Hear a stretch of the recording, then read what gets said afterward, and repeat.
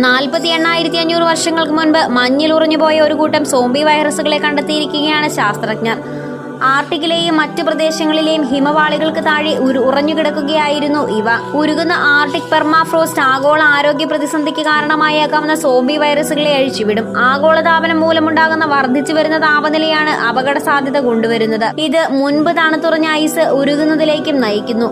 ഈ വൈറസുകളുമായി ബന്ധപ്പെട്ട അപകടങ്ങൾ മനസ്സിലാക്കാൻ ഒരു ഗവേഷകൻ കഴിഞ്ഞ വർഷം റഷ്യയിലെ സൈബീരിയൻ പെർമാഫ്രോസ്റ്റിൽ നിന്ന് വേർതിരിച്ചെടുത്ത സാമ്പിളുകളിൽ നിന്ന് ചില സോംബി വൈറസുകളെ പുനരുജ്ജീവിപ്പിച്ചു.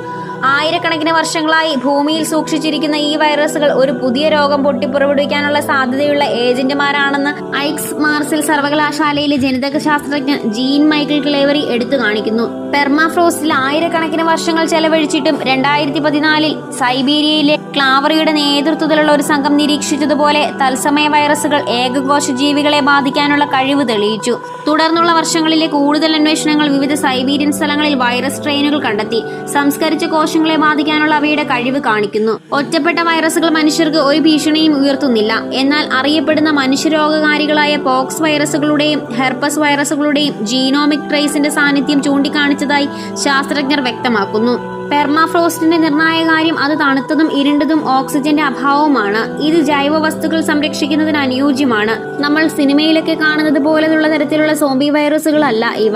അതുകൊണ്ട് തന്നെ ആ തരത്തിലുള്ള പേടിയുടെ ആവശ്യവുമില്ല. നിങ്ങൾക്ക് ഈ വീഡിയോ ഇഷ്ടമായ ലൈക്ക് ചെയ്യാനും ചാനൽ സബ്സ്ക്രൈബ് ചെയ്യാനും മറക്കരുതേ.